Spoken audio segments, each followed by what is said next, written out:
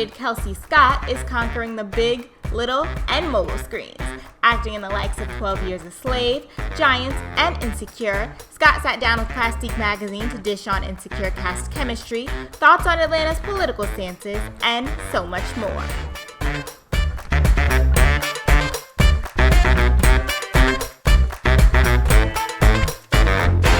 Fresh from the Daytime Emmys, I am here with Miss Kelsey Scott. Thank you. Hello, thank you for having me. Of course, thank you so much for joining Plastiq Mag and me, Chay Rodriguez, for this in-depth interview we're about to have. I'm so excited. Let's do it.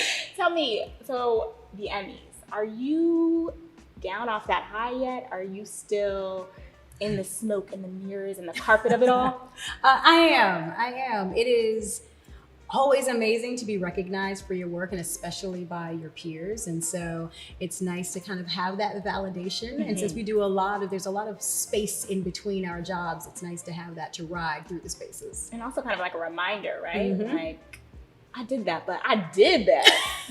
We'll have to practice that in the mirror. That's very Issa Rae of you. Okay, I'm gonna do that. You were actually nominated for Outstanding Guest Performance for an Emmy with Giants. Yes. Tell me, because Fast Company magazine said that Giants is a very Black series that everyone should watch. Mm-hmm. Why is it important that our very Black series translate to everyone, for everyone to kind of be sucked in to watch it?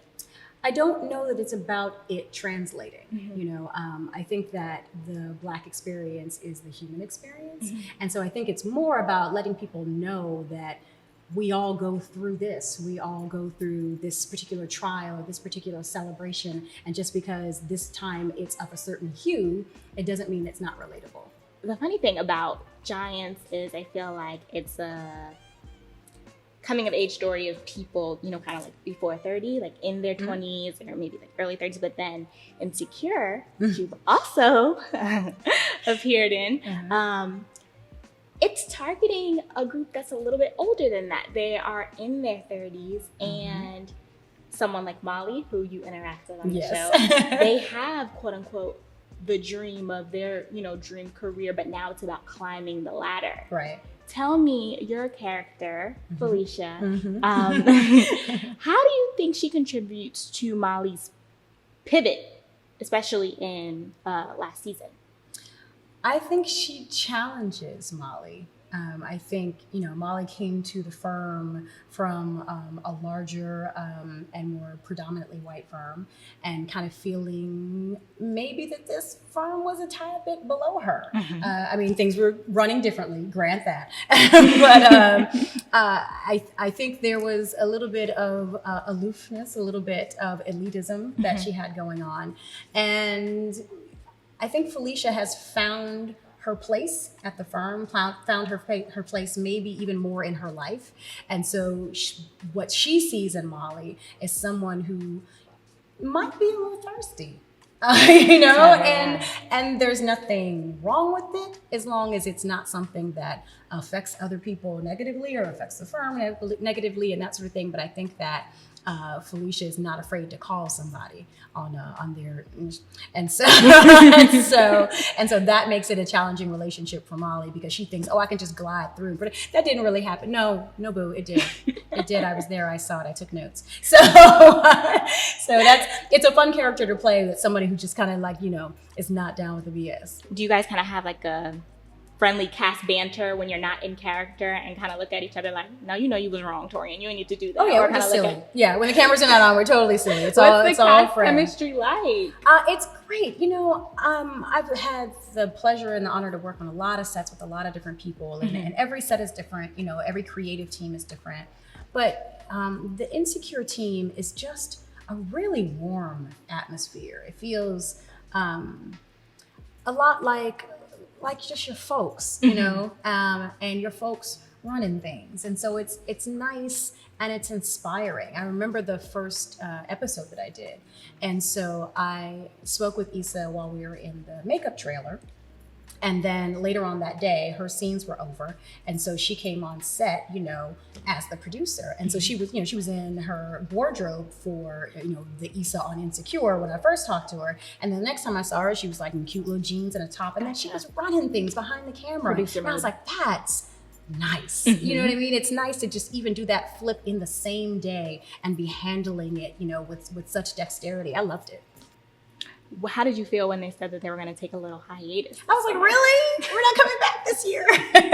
But it's the best reason in the world because Issa is off doing big things and making movies. And so her schedule would not allow for this season to happen this year. I was like, that's the best reason to not have, do the series because you're doing so many other things where you're shining. So exactly. I can't hate on her for it. Yeah. But her and Rihanna are in the same category. You both out there killing it, Riri. Give me the music when you can, girl. I'm waiting, but I'm not holding my breath. That's just how we go. Right.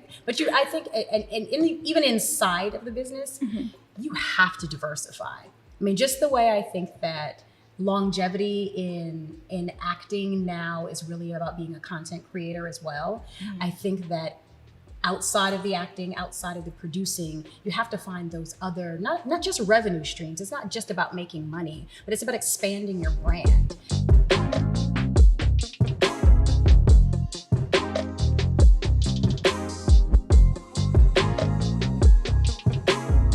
We talked a little bit earlier about you being from Atlanta. Yes. You shoot primarily in LA, would you say? But you are from Atlanta. Yeah, this is home. Atlanta is in danger of Hollywood pulling out due to the abortion ban. How do you feel about that, or do you have any thoughts of that? I have so many thoughts and feelings on that. I haven't actually tried to articulate them in a soundbite fashion, but obviously I have a loyalty to my state, to my hometown, and realizing that, as I said before, the way the industry has been embraced in Atlanta now is nothing compared to when I was here. So now we're talking about the livelihoods of thousands of people. We're talking about people who are not just kind of doing movies and television as a side gig, but this is their career, or they've moved here to do that. And so I certainly don't want to see that threatened. I also don't agree with the bill.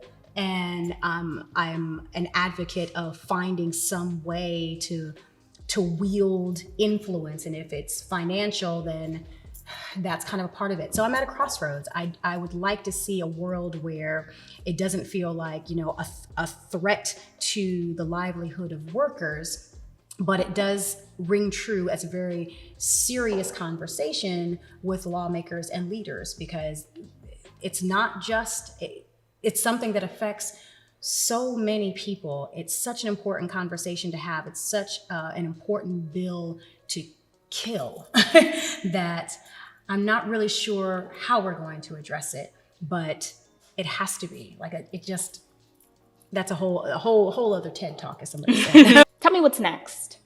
I'm also a writer, and I'm a writer producer, so I have projects on my own personal slate that I've been pushing behind the scenes, and so I'm very excited about them. Some of them are more recent, and others I've been working on for what feels like eons, but that's what it is. It's definitely the marathon, but I'm excited to kind of bring those to the public and let people hear these different stories that are not so different. They just, have different people in front of the camera. Can you tell me about one that you may have started production on? Well, we haven't started production. We're in the script phase in one and the development phase in the other. I will tell you one that I'm really excited about. It's a book that I optioned years ago called Getting Hers by Donna Hill. This amazing story that kind of harkens back to Strangers on a Train, the Hitchcock story. But imagine that cross that with Set It Off. Oh, yeah, like it's not your typical Hitchcock, but basically about these three women who are from completely different places and socioeconomic backgrounds and different worlds, and their worlds collide one night, and it ends up being this kind of murder mystery thriller with all of them being a part of each other's lives and helping to rid each other of their greatest nemesis. So it's it's a wonderful book. I actually saw a blurb of the book before it was even published, and reached out to the author, and I was like, listen, this sounds like an amazing movie. I'm a writer. Let's talk about it. So we've been in the trenches since before the book even hit the shelves. I love when movies do that, like a Crash, how they're able to just seamlessly just intertwine everything all together. And I'm not gonna lie to you, I love seeing kick-ass women on screen. Who doesn't? Queen Latifah and the straight backs and Well, I'm gonna give that to y'all. Thank you. Are you gonna be writing and also starring in it as well? Or? So for this one, I'm not gonna do the adaptation. Okay. The plan is not for me to do it. It could change. Okay. But I will definitely be producing, and I'll definitely be in it. Yes. Definitely. So in front and behind the camera. I'm getting my Issa on. Yes. We are looking forward to that. Oh, great. Thank you so much, Miss Kelsey Scott. And that's at Miss Kelsey Scott on Instagram too, Absolutely. correct? Yes. We wish you all the success here from Plastiq Magazine. Thank you. In all of your future endeavors. Thank you so much for sitting down with me. Absolutely. My pleasure.